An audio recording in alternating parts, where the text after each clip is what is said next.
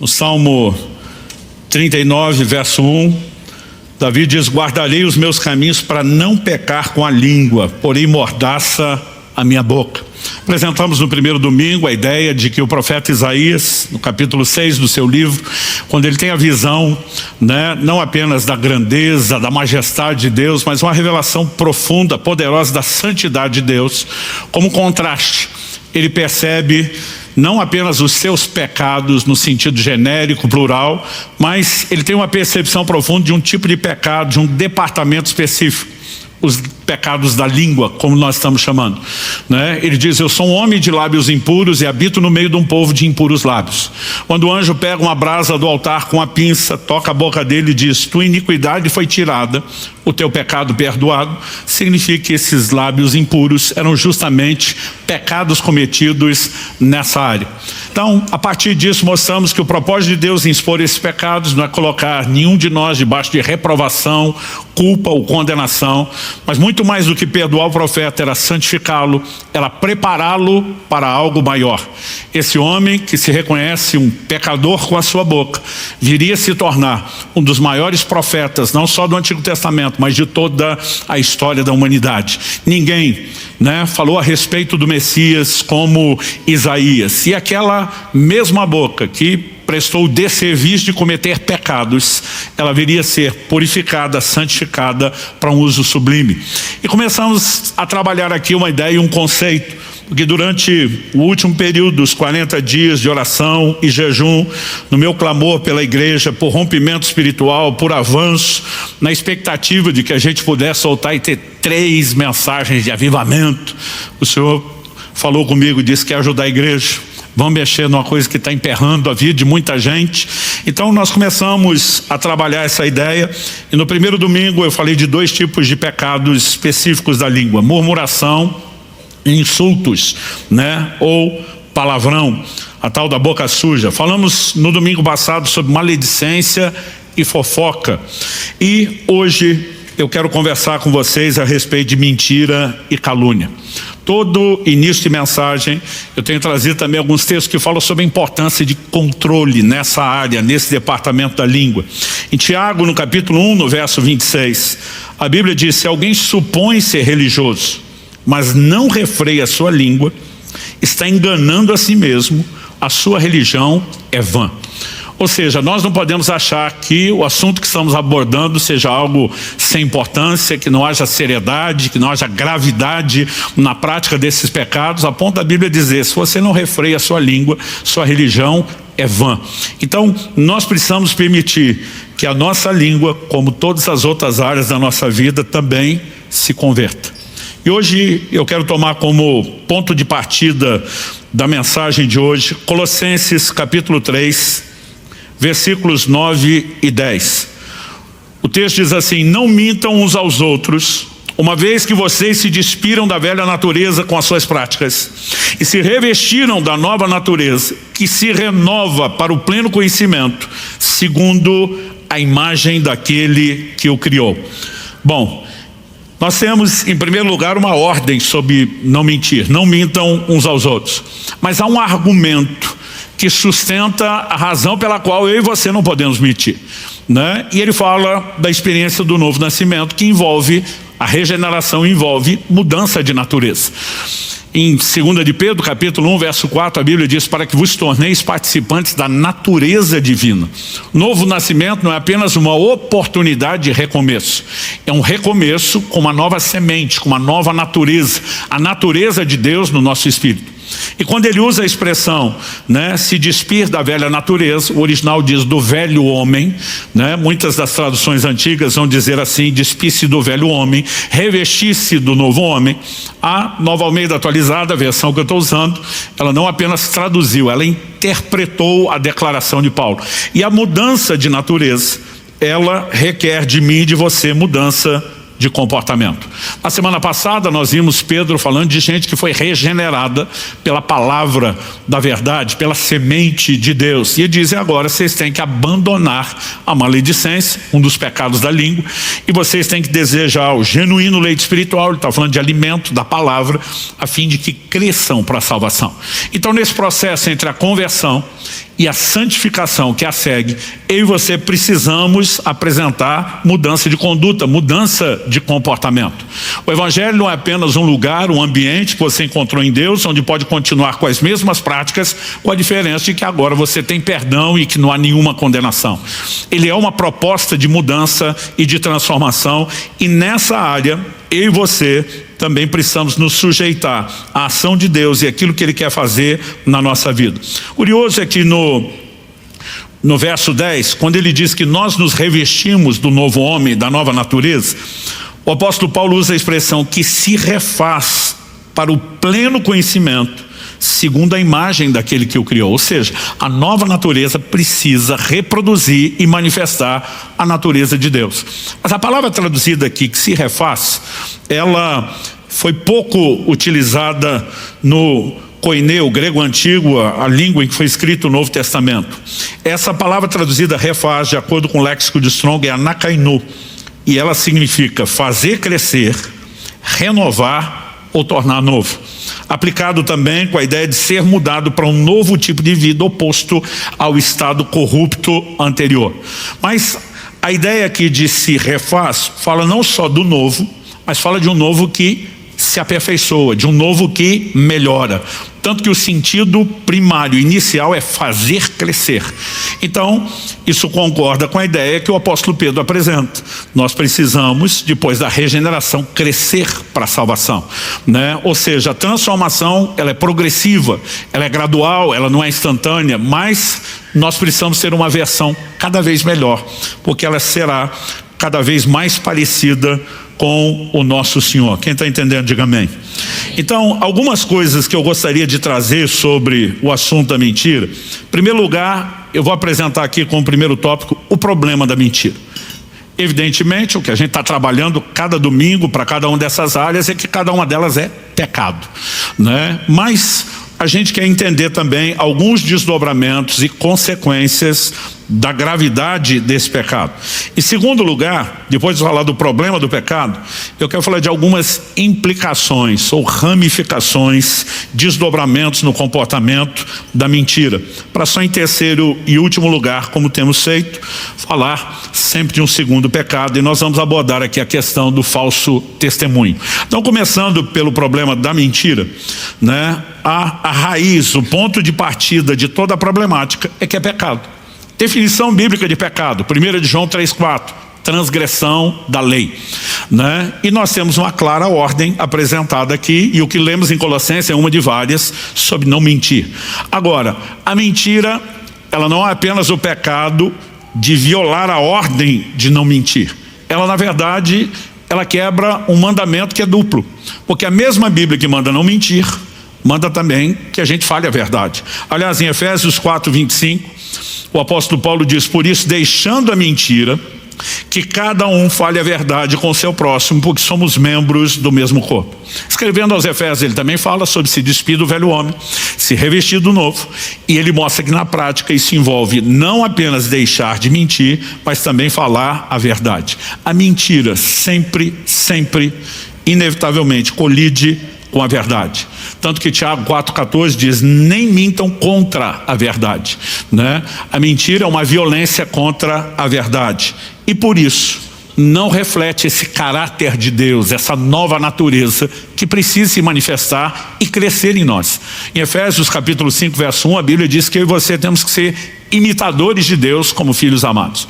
Como que eu e você podemos ser imitadores de Deus? Isso não envolve aqueles atributos que chamamos de incomunicáveis, né? Só Deus é um ser eterno, não só no sentido de não ter fim, mas não ter começo. Só Deus é onipotente, onisciente, né? Onipresente, e essas coisas nós não podemos imitar, né? Também não podemos imitar Deus criando outros pequenos universos à semelhança do que Ele fez. O que nós podemos imitar é comportamento, é o caráter. É isso que Deus espera de mim e de você. E quando falamos do caráter de Deus, me permite citar alguns textos bíblicos aqui. Números 23, 19, Deus não é homem para que minta. 1 Samuel 15, 29, a glória de Israel não mente. Tito capítulo 1, verso 2, o Deus que não pode mentir. Hebreus capítulo 6, verso 18, é impossível que Deus minta. Ou seja, no caráter de Deus não há espaço para mentir. Como veremos daqui a pouco, isso na verdade é o caráter do diabo, de Satanás, né? Não o de Deus. Então, quando nós, além de quebrarmos o mandamento de Deus, o que vai trazer consequências, nós precisamos entender que isso nos impede de cumprir a missão de refletir o caráter de Deus e nos priva da presença de Deus. Salmo 15, são só 5 versículos, eu quero lê-lo inteiro. Senhor, quem habitará no teu tabernáculo? Quem poderá morar no teu santo monte? Deixa eu fazer uma pausa.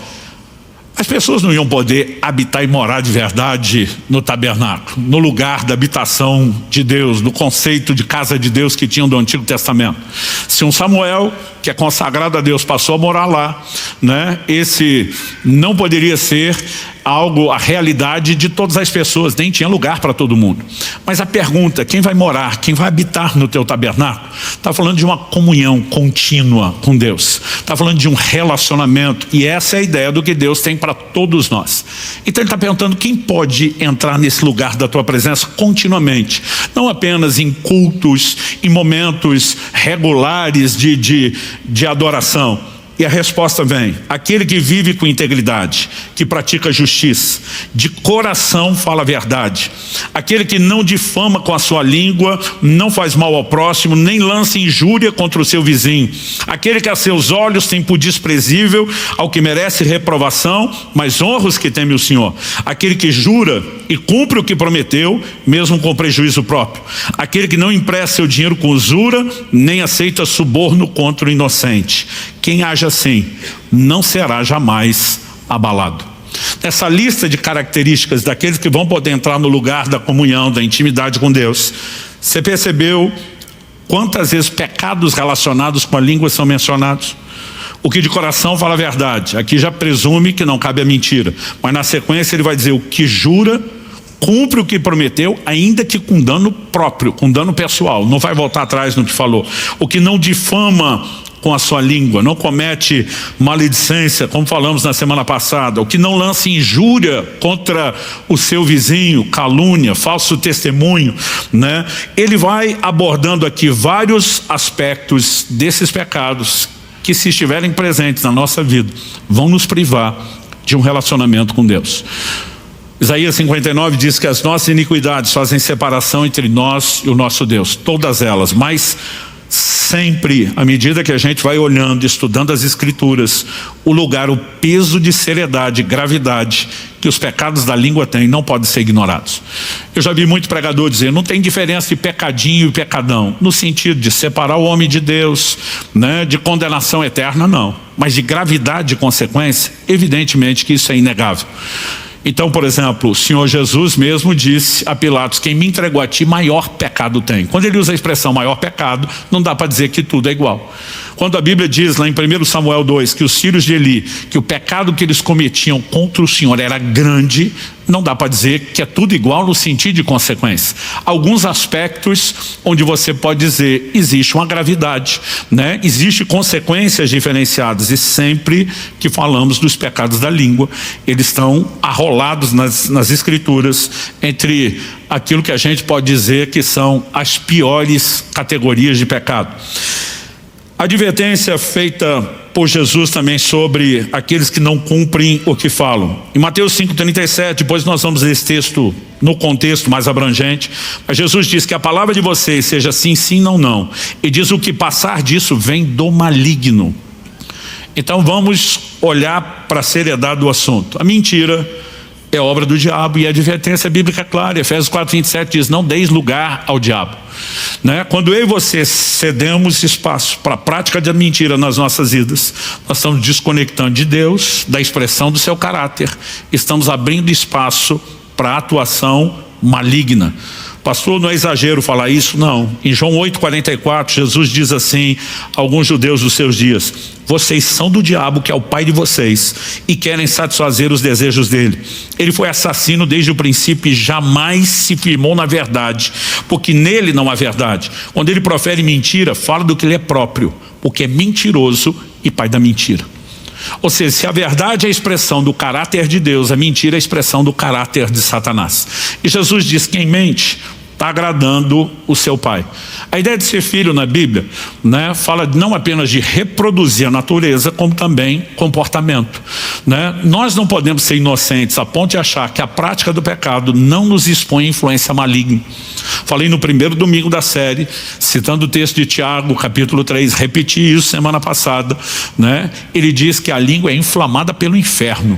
Ou seja, o reino das trevas tenta exercer influência naquilo que eu e você falamos. E pensa num reduto, num lugar de controle, né, que o reino das trevas vai disputar. Até porque Tiago diz: se não tropeçar nessa área, vai vencer nas outras. O que pressupõe, se falhou nessa área, vai desandar a maionese em todas as outras, né? E nós precisamos reconhecer, a Bíblia fala de influência maligna. 1 Reis, capítulo 22, nos mostra que nos dias de Acabe, ele está para sair à guerra, ele reúne os profetas, que estão todos, centenas deles, dizendo: pode ir à batalha, o Senhor está contigo, você vai vencer. O rei de Judá, que está junto com ele nessa campanha, está desconfiando daquilo tudo e diz: não tem nenhum outro profeta aqui que a gente possa consultar? Tem um, mas ele nunca fala o que eu quero ouvir. O rei de Judá, que era temente a Deus, diz: vamos chamar esse. E quando Micaías, o profeta Micaías é chamado e chega, olha o que ele diz. Eu vou ler dos versos 19 ao 23 de 1 Reis 22. Micaías prosseguiu: portanto, ouça a palavra do Senhor. Viu o Senhor assentado no seu trono, e todo o exército do céu estava junto dele, à sua direita e à sua esquerda. Deixa eu fazer uma pausa. Todo o exército do céu, uma referência aos seres angelicais. Mas quando a Bíblia diz à direita e à esquerda, o conceito que se repete ao longo de toda a Bíblia, recorrente, é grupo bom e grupo ruim. Quando Jesus fala do julgamento das nações, a Bíblia diz que ele vai colocar as ovelhas à direita, os cabritos para a esquerda. É sempre uma divisão que está sendo mencionada com propósito. Então ali você tem anjos eleitos e anjos caídos, todo o exército do céu, à direita e à esquerda. Então o Senhor perguntou: quem enganará Acabe para que vá e seja morto em Ramote de Gileade? Um dizia uma coisa, outro dizia outra coisa. Então o espírito saiu, se apresentou diante do Senhor e disse: eu o enganarei. O Senhor perguntou: como? Ele respondeu: sairei e serei um espírito mentiroso na boca de todos os profetas do rei. As traduções mais antigas dizem um espírito de mentira. Então o Senhor disse: você conseguirá enganá-lo, vá e faça assim. E agora eis que o Senhor pôs esse espírito mentiroso na boca de todos esses seus profetas, e o Senhor declarou que um mal vai lhe acontecer. Aquela é a batalha onde Acabe finalmente é morto, é julgado por todos os seus pecados. Mas esse profeta tem uma visão clara e ele entende, né? Esse espírito de mentira, você pode ter certeza, não era do grupo dos bons, né? Mas Deus está expondo Acabe por todos os seus pecados, uma sentença e um juízo maligno, né? Nós precisamos entender isso. Quando Saul é sentenciado e julgado por Deus, a Bíblia diz: um espírito maligno da parte do Senhor. Não quer dizer que o espírito maligno é do time dos céus, mas com autorização, permissão divina, está podendo bagunçar a vida de Saul. Gente, se existe uma definição de um espírito de mentira, a pergunta a ser feita é: quando eu e você nos entregamos a essa prática, a que, espiritualmente falando, nós estamos nos abrindo e nos expondo? Qual tipo de influência? E a Bíblia é clara sobre não dar lugar ao diabo. Além de tudo isso, que acredito já é grave o suficiente, nós temos a condenação anunciada aos mentirosos, que é exatamente a mesma anunciada aos assassinos, aos imorais, aos idólatras. Apocalipse 21:8 diz: quanto porém aos covardes, aos incrédulos, aos abomináveis, aos assassinos, aos imorais, aos feiticeiros, aos idólatras e a todos os mentirosos, a parte que lhes cabe será no lago que está queimando com fogo e enxofre, a saber, a segunda morte. De vez em quando a gente repreende um crente ou outro e fala: não, mas é a mentirinha branca. Eu digo: vai nessa. Eu digo: mas vai sabendo para onde você está indo, e qual que é o seu final, e qual que é o seu destino. Não há como tentar ignorar, tapar o sol com a pena. Mas pastor, no mesmo peso de um assassino, há motivos para isso. Um deles É o que Tiago nos diz lá no capítulo 2, versos 10 e 11, que a obediência à lei divina ela não pode ser parcial, não adianta obedecer numa área e tropeçar na outra. Tiago diz, pois quem guarda toda a lei, mas tropeça em um só ponto, se torna culpado de todos. Porque aquele que disse não cometa adultério, também ordenou não mate. Ora, se você não comete adultério, porém mata, acaba sendo transgressor da lei. Vamos ampliar o que Tiago falou dentro da lógica dele. Aquele que disse não adultere, não mate, também disse não minta. E de alguma forma a gente acredita que está tudo bem evitar os outros, mas que está tudo bem eu e você brincarmos com a ordem sobre não pecar. E eu quero te dizer, não está bem. E os pecados da língua são considerados nas escrituras graves. Mas vamos falar um pouco das implicações ou desdobramentos da mentira. A mentira tem ramificações e desdobramentos, incluído o falso testemunho, que eu já vou falar dele. Mas há dois aspectos que acredito muitas vezes a gente não está relacionando com a mentira, mas que a Bíblia cria uma relação muito forte. Um deles é a quebra de promessas de uma palavra empenhada, e o outro é a hipocrisia.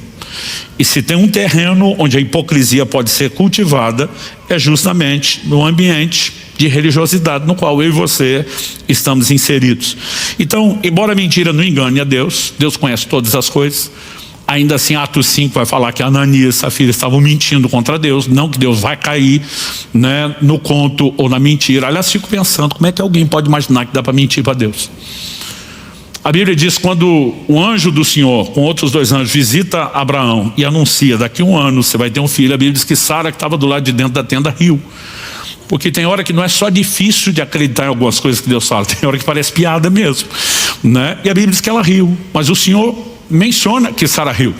Ele não está no campo de vista, mas ele conhece tudo, não há nada que fuja aos seus olhos. E Sara nega, não, eu não ri. Eu digo, da onde alguém tira a ideia de que dá para discutir com Deus e convencê-lo, né, de que aquilo que você fez não é o que você fez e você tentar inventar uma outra versão? É impossível. Mas quem está habituado à prática, simplesmente na hora de tentar se safar, ele vai recorrer, vai lançar mão daquilo, muitas vezes sem nem pensar. Mas ainda que a mentira não engane a Deus, às vezes ela se mostra eficaz em enganar as pessoas. Mas eu costumo dizer não por muito tempo. Porque o próprio Jesus disse, não há nada oculto que não há de ser descoberto. Mentira tem prazo de validade, gente. É só uma questão de tempo. Já dizia o ditado popular, por mera observação, constatação da realidade. A mentira tem pernas curtas, não vai muito longe. Em algum momento acaba sendo exposta, né? E Deus faz questão de trazer isso à tona. Mas vamos falar a respeito daquela advertência específica de Jesus sobre o sim e o não. Mateus 5, eu vou ler agora do 33 ao 37. Vocês também ouviram o que foi dito aos antigos. Aqui uma referência à lei de Moisés no Antigo Testamento.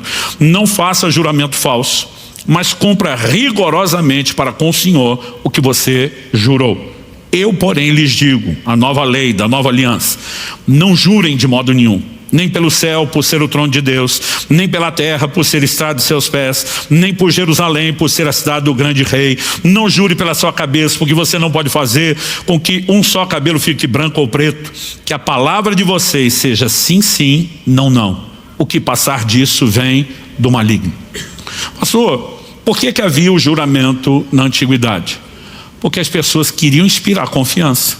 Juravam por algo maior, solene, sagrado, para dizer, eu não sou doido de brincar com aquilo que eu estou falando. Jesus está dizendo, lá atrás foi exigido que você cumprisse o juramento. Agora preste atenção, não é para jurar mais. Tudo que sair da sua boca tem que ter peso de juramento. Então não é para ninguém jurar. Se você falar sim, tem que ser sim. Se você falar não, tem que ser não. Eu já falei isso algumas vezes, vou repetir. Talvez o versículo da Bíblia que meus filhos mais ouviram dentro de casa enquanto crescia foi a declaração do Salmo 15, aquele que jura e com dano seu não muda. Falou, tem que cumprir. Não, mas é que eu dizia, não é mais, é uma questão de caráter. Você falou, tem que sustentar. Jesus deu peso ao ensino disso. Os apóstolos replicaram o ensino de Jesus e falavam sobre isso. O que Paulo diz em 2 Coríntios 1, 17 e 18. Ora, ao querer isso, será que agir com leviandade? Ou ao tomar decisões, será que decido segundo a carne? De modo que haja em mim simultaneamente o sim, sim e o não, não. Mas como Deus é fiel, fiel com a sua palavra, fiel, né, a ponto de nunca mentir, a nossa palavra dirigida a vocês não é sim e não. O que Paulo está dizendo é: nós somos imitadores de Deus, nós replicamos o caráter de Deus, nós não somos loucos de brincar a ponto de ter o sim e o não simultaneamente.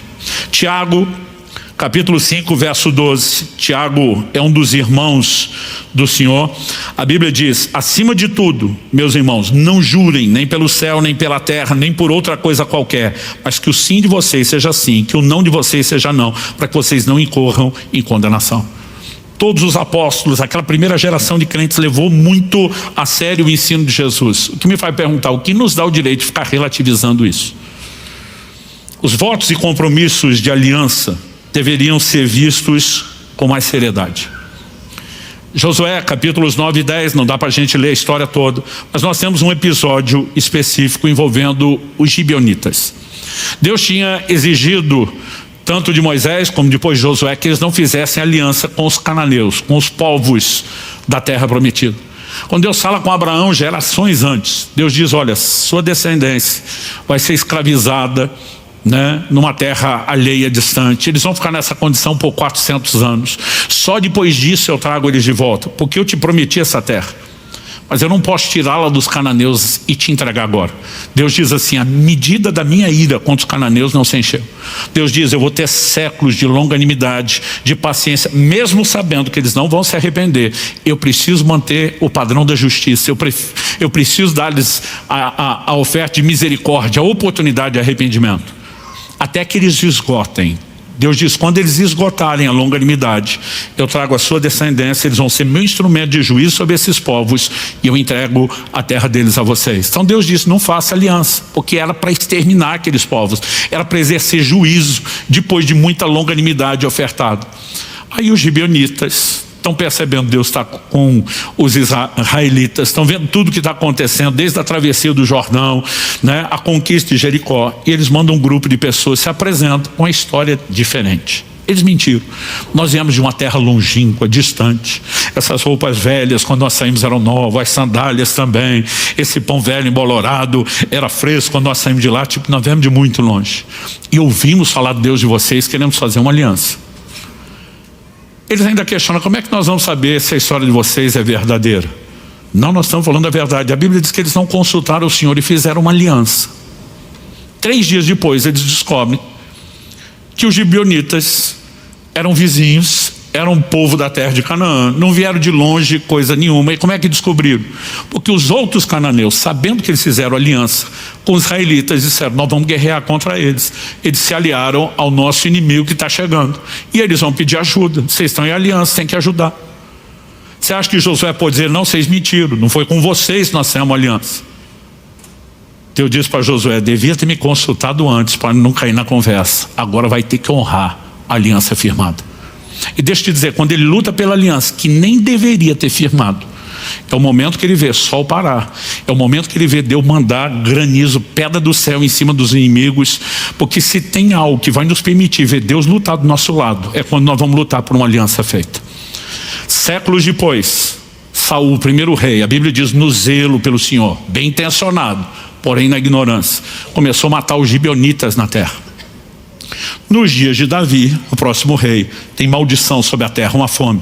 A Bíblia diz que Davi vai consultar o Senhor, e Deus diz: essa maldição é por causa do sangue dos gibeonitas que Saul derramou. A aliança foi quebrada. Nós estamos falando de séculos depois. Deus está dizendo: vocês não têm direito de quebrar a aliança, e não tem forma de quebrá-la sem que haja consequência. Então agora me ouça com muita atenção. Mesmo no meio cristão, nós temos visto uma banalização dos votos do casamento que me assusta. Tem um monte de gente dizendo: não, mas disse que era uma coisa e eu descobri que era outra. Eu digo: você tinha que ter consultado ao Senhor antes de fazer aliança. Firmou aliança diante de Deus, lute por ela. Se você lutar por ela, vai ver Deus lutar do seu lado. Deus está disposto a fazer parar o sol, cair granizo, para te ajudar a lutar para que essa aliança funcione. Agora, se fez, honre. Se desonrar, saiba de uma coisa: vai estar debaixo de maldição e colher consequências. Nós vamos parar de ser leviano. Aliás, temos uma convocação para os nossos líderes de célula para essa terça-feira agora, de tempos em tempos. A gente senta e passa a régua doutrinária aqui sobre casamento, divórcio, novo casamento, porque são assuntos que nós não podemos brincar. E as pessoas estão, em nome de eu não tenho direito de ser feliz, querendo esculhambar aquilo que Deus estabeleceu como princípio, que não podemos brincar. Então, a gente precisa entender o peso que essas coisas têm, né? Deus está dizendo, você não pode simplesmente fazer um compromisso e agora voltar as costas. Olha o que Deus diz em Jeremias 34:18. Farei com os homens que transgrediram a minha aliança e não cumpriram as palavras da aliança que fizeram diante de mim, o mesmo que eles fizeram com o bezerro que cortaram ao meio, para passarem entre as duas partes. Isso era um ritual de aliança de sangue que os povos antigos do Oriente praticavam. Quando Abraão entra em aliança com Deus, ele corta os animais, caminha entre as partes. Era uma maneira não só de derramar sangue, assumir um compromisso diante de Deus. Deus está dizendo, esses homens fizeram isso diante de mim e não honraram as palavras, vou fazer com eles o que eles fizeram com o animal. Traduzindo, Deus está dizendo, vou te rachar no meio. Vou acabar com a sua raça. Porque não dá para simplesmente você entrar num lugar de compromisso. E aliança é o que Deus considera. Você fez isso diante de mim. Esse compromisso não é só para quem você fez um voto ou uma promessa. Você fez isso diante de mim. Nós não podemos simplesmente brincar. Alguém que promete e não honra aquilo que prometeu, ele está faltando com a verdade, ele está entrando na prática da mentira. Não tem como essa história terminar bem. Quem está entendendo, diga amém. Alguém está arrependido de ter vindo? Essa é a última mensagem da série. Gálatas capítulo 2 nos mostra uma outra questão. E agora eu quero entrar no terreno da hipocrisia, da dissimulação. Do verso 11 ao 14 de Gálatas 2, o apóstolo Paulo diz o seguinte: quando porém Cefas veio a Antioquia. Pausa, quem é Cefas? Cefas é o nome de Pedro, o apóstolo Pedro, em aramaico. A palavra Pedro, Petros no grego, significa rocha. Cefas em aramaico é a mesma coisa.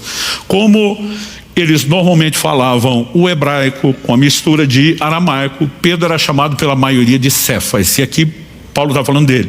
Quando porém Cefas veio a Antioquia, resisti-lhe face a face, traduzindo na cara, porque havia se tornado repreensível, ou seja, digno de repreensão. De fato, antes de chegarem alguns da parte de Tiago, ele comia com gentios. Quando porém chegaram, começou a afastar-se deles e por fim separou-se, temendo-os da circuncisão. E também os demais judeus se fizeram hipócritas juntamente com ele, a ponto de o próprio Barnabé ter se deixado levar pela hipocrisia deles. Quando porém vi que não procediam corretamente segundo a verdade do evangelho, eu disse a Cefas na presença de todos: se você que é judeu vive como gentio e não como judeu, porque quer obrigar os gentios a viverem como judeus? E como diz o povo do Rio Grande do Sul, foi briga de cachorro grande. O apóstolo Paulo está enfrentando o que versículos antes ele chama de uma das colunas da igreja, um dos grandes líderes da igreja de Jerusalém. Mas ele está dizendo, você está sendo dissimulado. Antes da turma de Tiago chegar, você está comendo com os gentios. O apóstolo Pedro, em Atos 10, é um dos primeiros a ter a revelação de que o plano de Deus não se limitava à linhagem natural de Abraão, mas incluía os gentios. Ele foi instrumento de Deus para abrir a porta da salvação aos gentios. E ele está lá em Antioquia, uma igreja que hoje está no território, né, da Turquia. Ele está no meio de uma igreja de gentios. Foi a primeira igreja de gentios oficialmente organizada. A Bíblia diz que os apóstolos enviaram Barnabé para cuidar da igreja. Ou seja, Barnabé é o pastor oficial da igreja. Se foi enviado pela igreja de Jerusalém para cuidar dos gentios, por que Barnabé está entrando agora na DP de que eu tenho que ficar longe dessa turma, das próprias ovelhas do rebanho? Mas a Bíblia diz que chegaram alguns da parte de Tiago. Se alguns da parte de Tiago são os discípulos.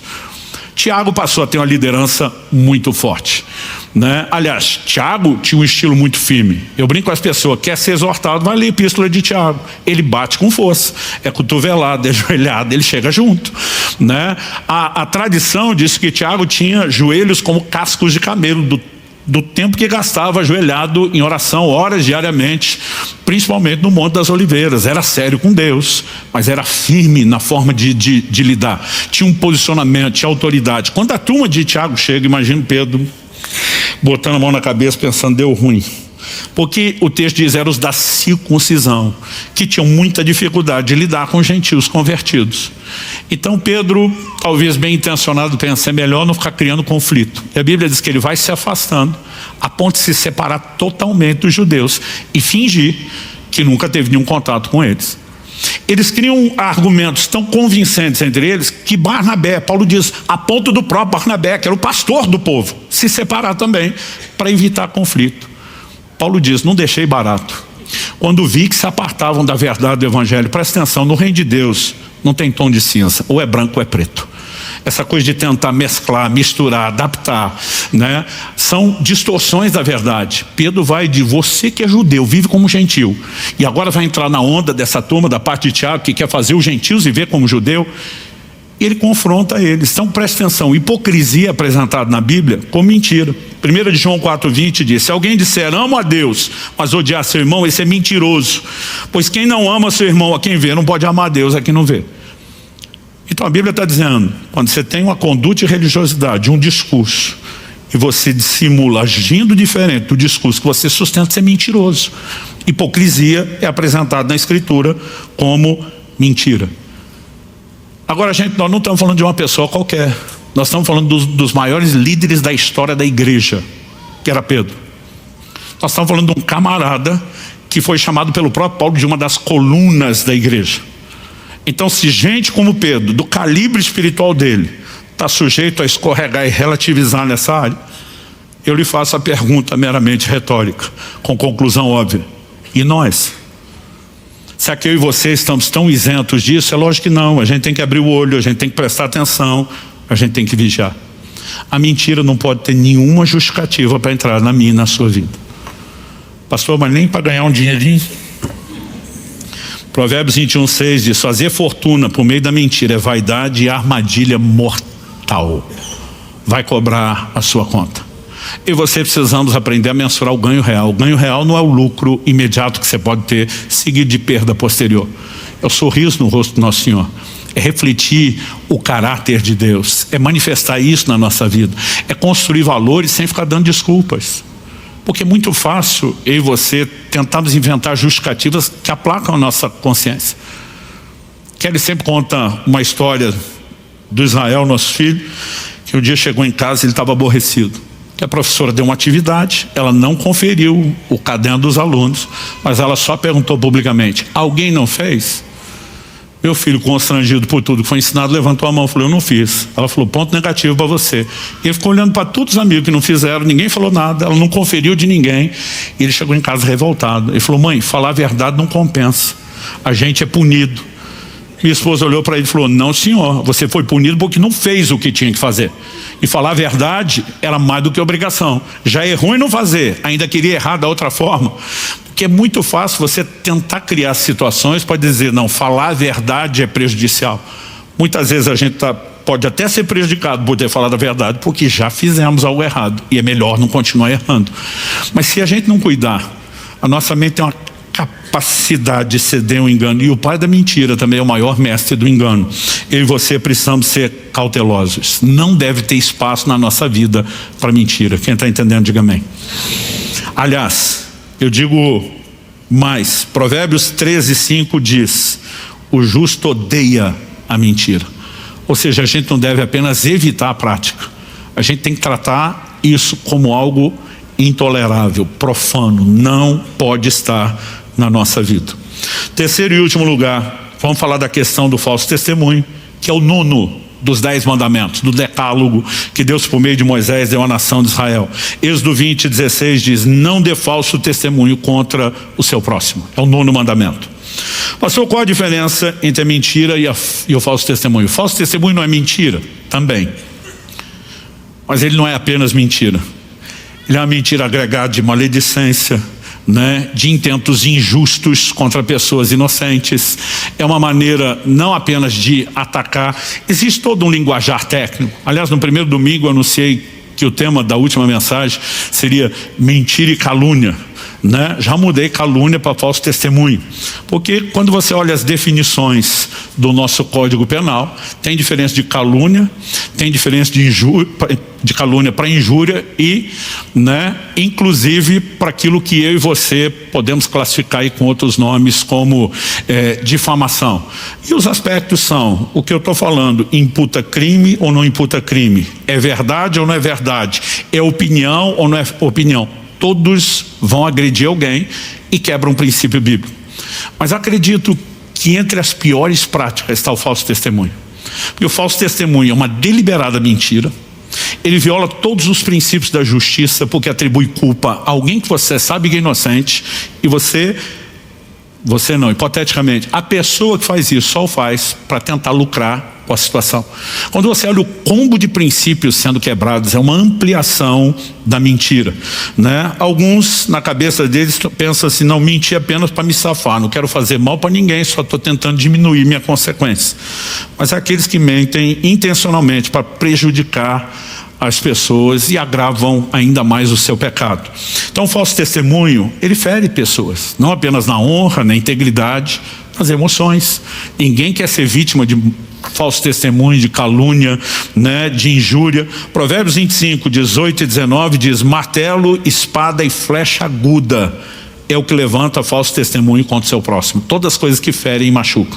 Na sequência, o verso 19 diz: como dente quebrado e pé sem firmeza, assim a confiança numa pessoa desleal em tempo de angústia.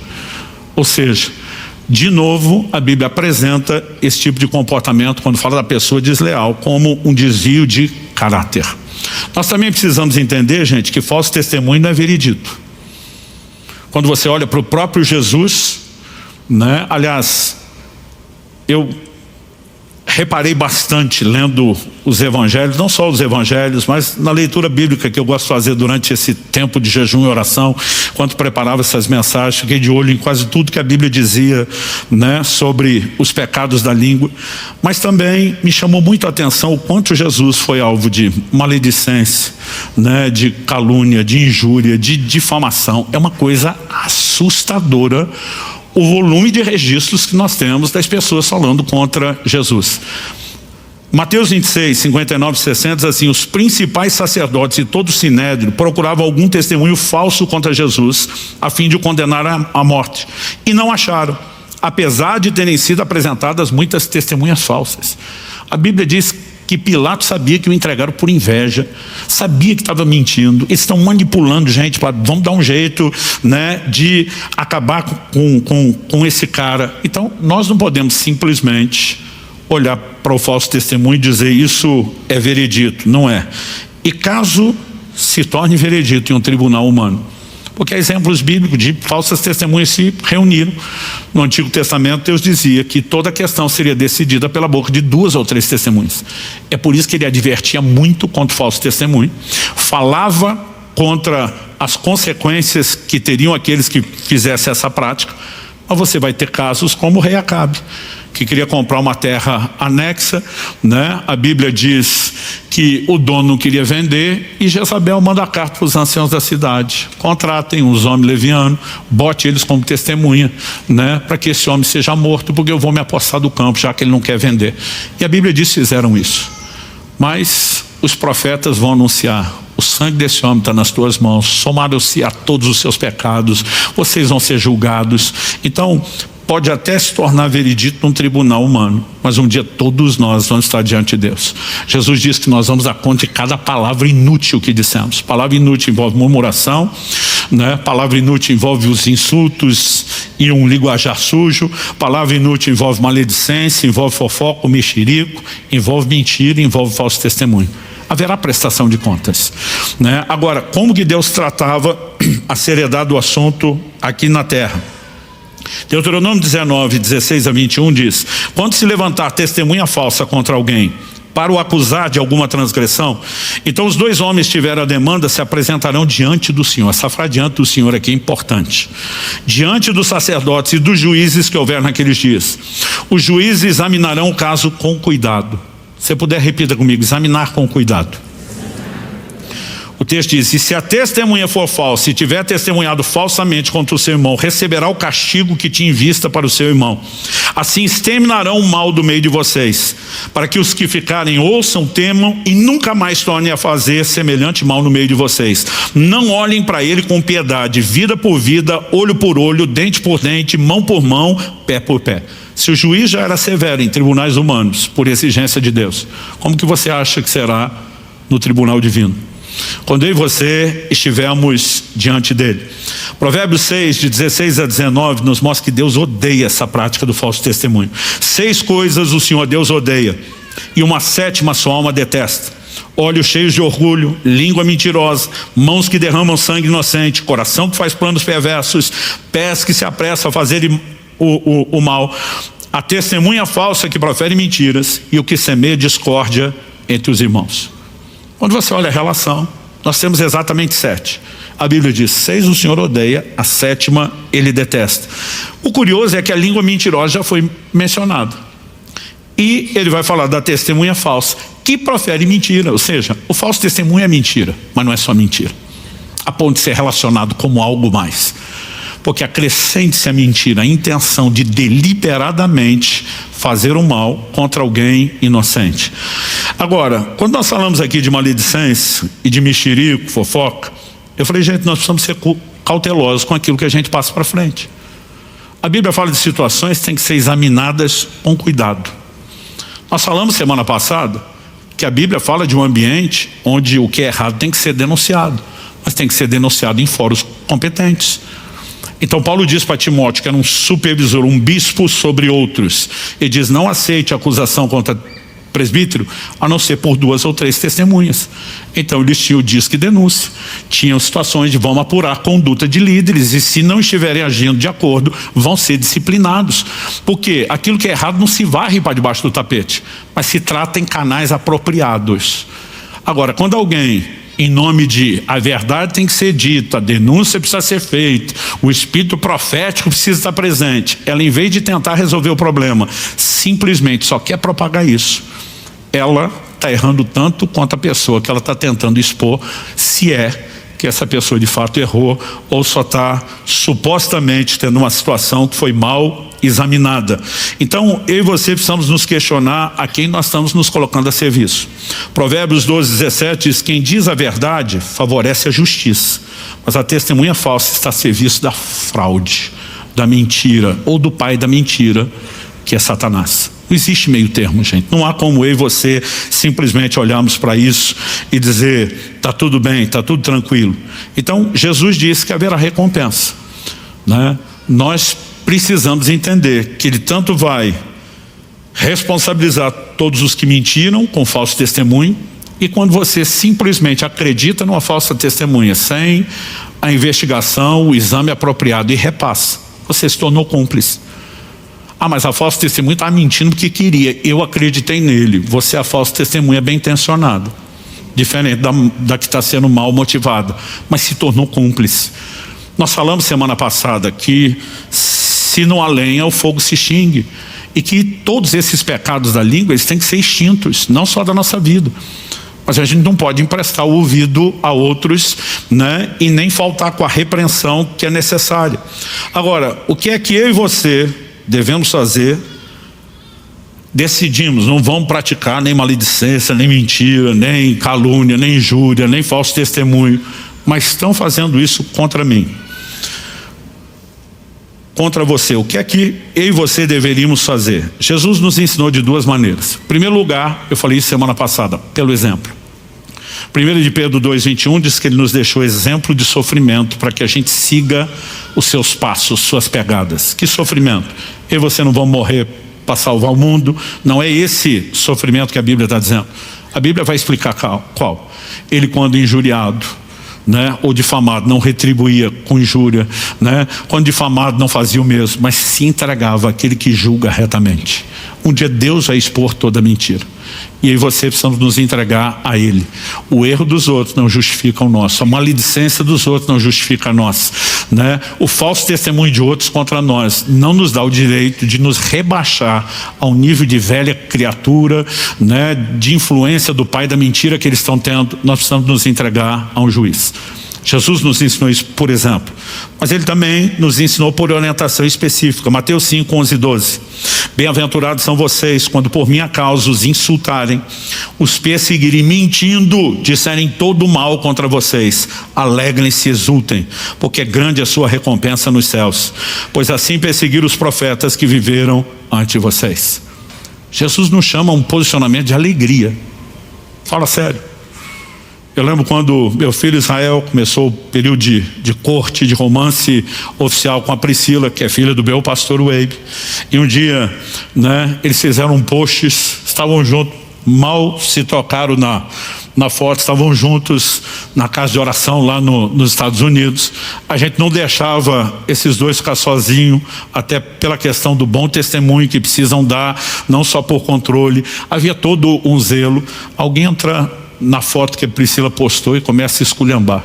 Se fosse um de nós, já estava em disciplina, mas os filhos dos poderosos podem fazer o que quer. Pensa na treta, confusão. Aí os que estão querendo ajudar entram para defender, o negócio só piora. Quando aquele viu o que estava acontecendo, ligou para Priscila, falou: Priscila, você viu o tumulto que está no post? Ela falou assim: eu vi, você não vai deletar? Ela falou: eles devem ter o direito de falar o que eles acham e pensam. A Kelly falou assim: seus pais estão sabendo, para tipo assim, será que eles não vão dar o mesmo conselho que a gente, para pelo menos você deletar esses comentários e evitar que a confusão continue, né? Falei: não, a gente já conversou. Foi ela que falou com os pais ou foi você mesmo? Foi ela. E inclusive na hora eles estavam em viagem, estavam num hotel, e eles me disseram o que eles fizeram. Eles deram a mão e começaram a pular, dançar e fazer festa diante de Deus. A Kelly falou para mim: nós não somos crentes. Nós estamos aqui doidos para abafar a confusão e evitar que o mal, mas a gente não conseguiu, né, se alegar. Não é a resposta natural humana. Normalmente que nós vamos ter indignação. Indignação vem do fruto de que nós damos valor à integridade, sim, mas vem também de muito orgulho que nós temos da nossa própria integridade. E a gente precisa aprender a morrer. A gente não pode estar pregado na cruz com velcro, como eu falei semana passada, que está fácil sair. Agora Jesus falou: o motivo de alegria não é o mal que estão falando contra você. É saber que se você é inocente e não jogou o jogo, você vai ser galardoado e recompensado por Deus. Mas é saber também, quem está falando mal, você não precisa se defender. Um dia haverá juízo, tudo será exposto. E doido é aquele que acha que pode inventar uma história diferente, mesmo sabendo que um dia vai estar diante daquele que conhece todas as coisas, né? Então nós precisamos ter claro isso no coração. Haverá recompensa para quem mente, para quem dá falso testemunho, mas também as vítimas que não se defenderem e a semelhança de Jesus se entregaram ao que julga retamente, serão julgadas e defendidas por Deus. Basta eu e você mantermos a consciência limpa. Paulo diz em Gálatas 1:20: ora, a respeito do que estou escrevendo a vocês, afirmo diante de Deus que não estou mentindo, né? Paulo está dizendo: eu envolvo o nome do Senhor, o justo juiz, aquele que conhece todas as coisas. É para ele que eu vou prestar conta. Eu não sou louco de brincar com ele. Quer confiar? Confie. Não quer? O problema é de vocês. Mas o importante é que eu e você estejamos com a consciência tranquila. Para encerrar, eu quero só destacar um pouquinho mais a gravidade desse pecado, do falso testemunho. Através do profeta Jeremias, Deus diz, Jeremias 6:28, todos, está falando da nação de Israel, todos são mais do que rebeldes e andam espalhando calúnias. Deus diz, eles não são só rebeldes, estão em outro nível. Rebelde está aqui. Eles conseguiram ganhar dos rebeldes. Eles espalham calúnias. Gente, rebeldia já não é algo que você possa olhar e dizer é simples. 1 Samuel 15:23, o profeta Samuel diz da parte de Deus para Saul que a rebelião é com pecado de feitiçaria. Então o cara está no nível rebeldia, já está igualado ao feiticeiro, aos olhos de Deus. Agora, quem é mais do que rebelde, está pior que o feiticeiro. E Deus diz, o que espalha calúnias é mais do que rebelde. Nós não podemos simplesmente ignorar isso. Então, eu quero concluir, não só a mensagem de hoje, mas a série, te chamando a pensar em algo que Deus tem falado muito forte comigo. Mateus 26, de 73 ao verso 75, diz assim, pouco depois, aproximando-se os que estavam ali, disseram a Pedro, com certeza você também é um deles aqui, um dos discípulos de Jesus, porque o seu modo de falar o denuncia. Repita isso comigo, seu modo de falar o denuncia. Então vamos fazer uma pausa. Esse é o momento onde Pedro está negando a Jesus na entrada do Sinédrio. Só que eles olham e dizem, não, você é discípulo de Jesus, o jeito que você fala te entrega. Pode ser que ele estivesse se referindo a um sotaque da região da Galileia. Pode ser que eles tinham reconhecido algo mais naquela conversa. Não, você está falando, entrega quem você é discípulo dele. Pedro, que quer insistir na mentira, em negar a Jesus, o texto diz assim, então ele começou a praguejar e a jurar: não conheço esse homem. Basicamente vocês acham que eu estou falando como um discípulo dele? Quando a Bíblia diz como ele começou a praguejar, ele começou a xingar. Uma tradução antiga diz que ele falou imprecações. Ele está xingando alguém. A dúvida é, ele xinga o próprio Jesus, para deixar claro que ele não é discípulo de Jesus. Ele xinga as pessoas que estão falando, para mostrar, já que está dizendo que meu modo de falar me denuncia, vê se isso é linguajar de um discípulo dele. E exatamente o que Pedro fez nesse momento. A Bíblia diz assim: nesse mesmo instante o galo cantou. Então Pedro se lembrou da palavra que Jesus lhe tinha dito: antes que o galo cante, você me negará 3 vezes. E Pedro, saindo dali, chorou amargamente. De novo, nós estamos falando de um camarada que Deus está investindo, como ele fez com Isaías, para ser um dos grandes profetas. Pedro seria um dos maiores líderes da história da igreja. E aí nós temos o Pedro vacilando na tal da área. Seu modo de falar te denuncia. A gente consegue saber muito sobre alguém por aquilo que ela fala. Jesus diz: a boca fala do que está cheio o coração. Me assusta quando eu me sento, não só com gente que se diz cristã, mas principalmente com gente que diz ser líder ou até mesmo pastor. Esse cara fala de tudo menos da Bíblia, fala de tudo menos do reino de Deus, fala de tudo menos de Jesus. Eu fico me perguntando o que está enchendo o coração dessa pessoa. Mas a maneira como falamos não só transborda o que está dentro, mas o palavreado nos expõe, nos denuncia. As pessoas podem saber que somos discípulos de Jesus, ou podem se convencer que nós não somos, pela maneira de falar. Graças a Deus que, assim como no caso de Isaías, Deus não expõe. Jesus não revelou antecipadamente o que Pedro faria, não gerou esse contraste, né, que ele precisava com a constatação do canto do galo, porque queria reprová-lo ou condená-lo, mas porque queria aperfeiçoá-lo. Mas assim como Pedro vai chorar amargamente, precisa entrar num profundo processo de arrependimento, assim como Isaías se arrependeu, eu e você também precisamos nos arrepender. E nós não podemos ignorar, termino com isso, que os pecados da língua, todos eles que mencionamos aqui, eles trazem condenação. Primeiro domingo eu falei de murmuração e insultos.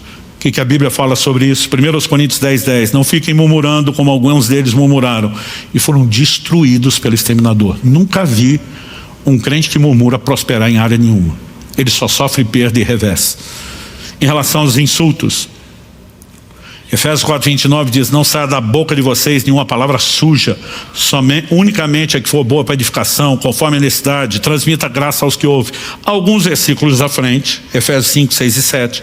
Não se deixe enganar com palavras vazias, porque a ira de Deus vem sobre os filhos da desobediência por causa dessas coisas. Na lista, o palavreado sujo. Portanto, não participem daquilo que eles fazem.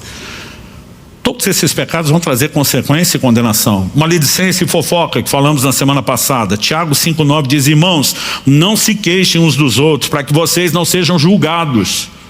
Eis que o juiz está às portas. Está falando da volta iminente de Nosso Senhor. Em relação à fofoca, nós mencionamos semana passada Levítico 19, 16 e 17. No 16 a Escritura diz: não ande com mexeriqueiro no meio do povo, nem atente contra a vida do seu próximo. No 17, mas repreenda-o e não incorra em pecado por causa dele.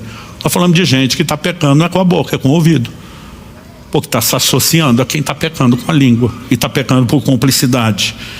Em relação ao que falamos hoje, mentira e falso testemunho, Tiago 5:12, acima de tudo, meus irmãos, não jurem nem pelo céu, nem pela terra, nem por outra coisa qualquer, mas que o sim de vocês seja sim, que o não de vocês seja não. Eu li esse texto, mas vou enfatizar agora: para que vocês não incorram em condenação. E quando falamos do falso testemunho, Provérbios 19:5, a falsa testemunha não ficará impune, o que profere mentiras não escapará. Não há como insistir nessas práticas e não colher os frutos. Mas Pedro se arrependeu e pôde mudar o jogo. Assim como Isaías se arrependeu e pôde mudar o jogo. Assim como eu e você precisamos nos arrepender. Porque se gente do calibre de Isaías e Pedro escorregava nessa área, a pergunta não é se eu e você escorregamos, é o quanto nós temos que arrumar em quantos desses pecados. Mas nesse processo, Deus não quer apenas nos levar ao perdão, mas, como eu falei anteriormente, nos conduzir à santificação. Pastor, o que fazer agora? Como que eu ajo com tudo aquilo que a gente aprendeu aqui? Em primeiro lugar, evite a mentira e o falso testemunho, como os outros pecados da língua, a partir de agora. Segundo, fale a verdade. Não só a partir de agora. Talvez até sobre mentiras que já foram contadas e que você talvez precise consertar. Encha-se da palavra. Se tem algo que repetidas vezes é chamado na Escritura de a verdade, é a palavra de Deus. É impossível seu coração estar cheio da verdade e você falar algo diferente. Nós vimos que há uma ordem para que o cristão se encha da palavra e uma justificativa. Jesus diz em Mateus 12:34 que a boca fala do que está cheio o coração. Mas como falamos a cada domingo, nós precisamos orar por cada área onde precisamos de mudança e transformação.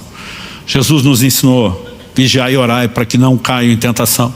Ele nos ensinou na oração modelo que chamamos do Pai Nosso, a dizer: não nos deixe cair em tentação, livra-nos do mal. Qualquer área de pecado, eu e você precisamos aprender que a oração nos conduz, como diz Hebreus, ao trono da graça, onde eu e você vamos ser socorridos.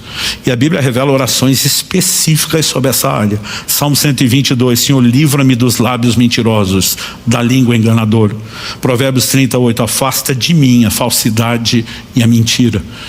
E se a gente entende a gravidade de tudo que foi ensinado e recorre àquele que não só perdoa, mas santifica, mas fazemos isso em oração, e não estou dizendo de orar uma única vez no final de um culto, até que a gente veja essa área dominada, controlada, subjugada ao senhorio de Jesus, nós vamos chegar lá. E vamos descobrir que não apenas fomos perdoados, a condenação foi removida, mas nós somos aperfeiçoados para a glória de Deus. Vamos ficar em pé para parecer que está acabando?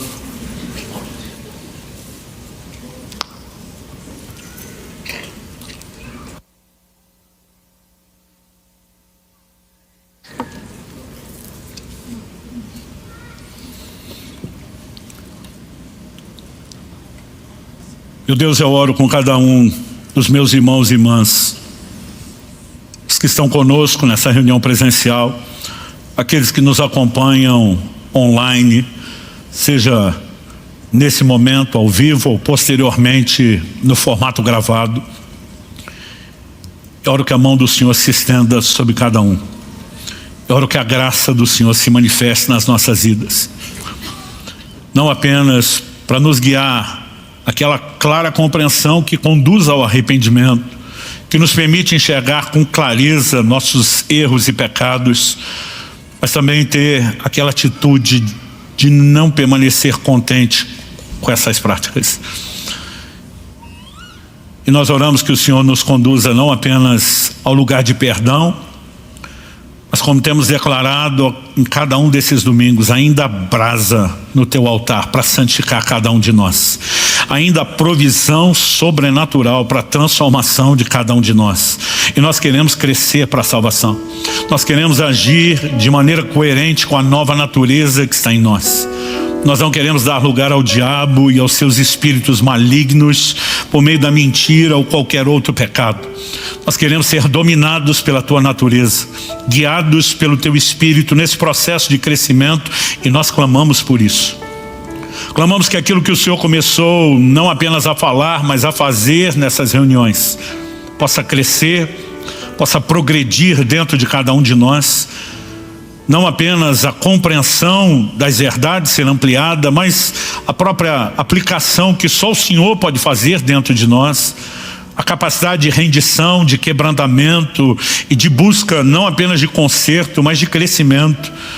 Que isso tudo seja fruto não apenas de uma resposta da nossa parte, mas principalmente da tua graça que nos provoca a agir e que se intensifica quando nos abrimos ao Senhor. Nós clamamos por isso. Oramos que ninguém saia desse lugar debaixo de culpa, condenação, que o diabo não engane ninguém com sentimento de reprovação, porque o Senhor não expõe a seriedade desse assunto para nos levar a esse tipo de reação, mas pelo contrário, o Senhor o faz para nos chamar para perto de si, para o conserto, para a transformação. E eu oro a Deus por um toque único, singular, poderoso, sobrenatural do Senhor nas nossas vidas. Nós oramos por um novo tempo, onde haja não só uma nova maturidade na compreensão, como também na implementação desses princípios de forma prática. Ajuda-nos, Senhor, não apenas a romper e a vencer nessas áreas, mas também ajuda-nos a ajudarmos-nos uns aos outros, a estendermos a mão, a também confrontarmos em amor aqueles que à nossa volta ainda tropeçam, e que possamos exercer essa ajuda mútua no crescimento na fé, naquele tipo de conduta que te honra, te exalta e te glorifica. Nós oramos em nome de Jesus, abençoamos cada um deles e declaramos que haverá rompimento, haverá crescimento espiritual, haverá avanço e progresso nessas áreas, em nome de Jesus e para a glória de Deus. Se você crê e concorda, diga amém. Se você recebe essas palavras, diga eu recebo em nome de Jesus.